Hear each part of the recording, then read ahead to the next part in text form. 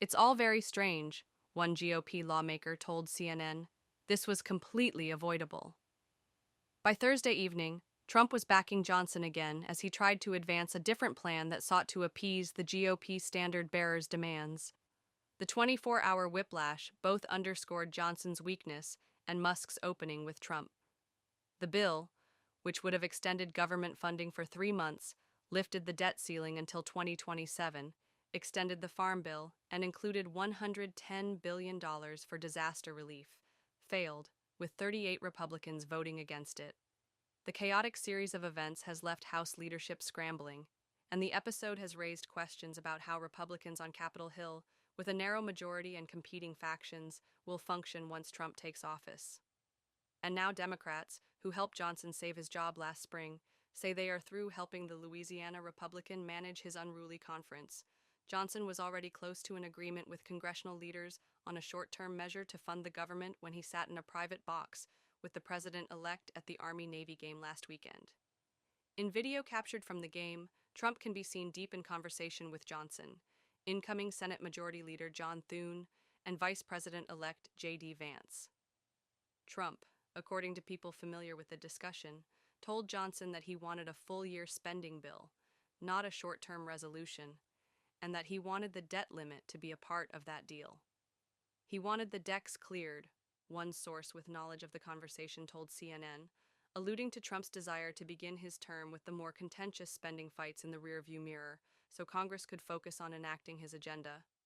At the game, Johnson, the source said, tried to placate the president-elect without promising to deliver on those specific demands, while acknowledging there was nowhere near enough time to reach agreement on the various bills that comprise legislation covering the government's annual spending, known as an omnibus.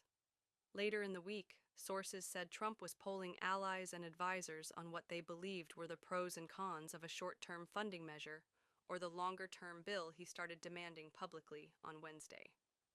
It started when the text came out and some of the details were being reported out. Up until that point, he was still trying to understand the pros and cons of short-term versus long-term, a Trump advisor told CNN.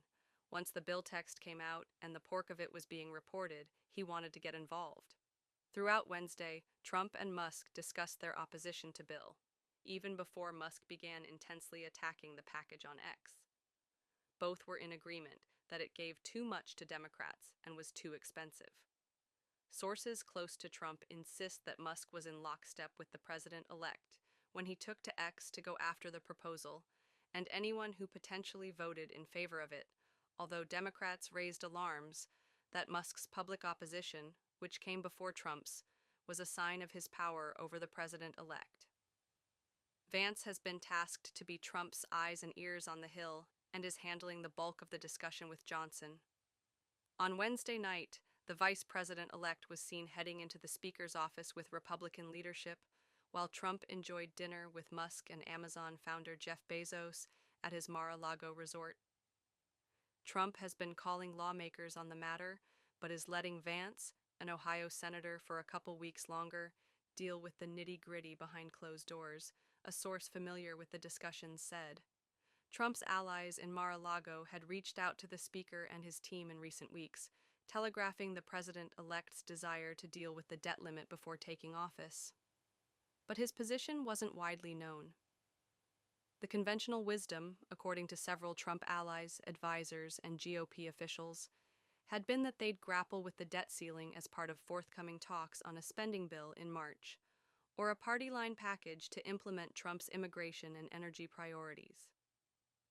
And even in conversations 1 week ago, 3 sources suggested the debt ceiling was on no one's radar, with at least one Trump ally telling CNN that will be a June issue. Adding such a politically toxic debate to the lame duck to-do list was a plot twist. Inserting the debt ceiling conversation certainly added a new element, a Trump advisor told CNN. The transition did not respond to a request for comment. CNN has reached out to Johnson's office. Trump, as he and his aides have communicated, wants to start the new Congress and his second term with a clean slate, and without the potential for Democrats to retain a bargaining chip that could dilute their agenda.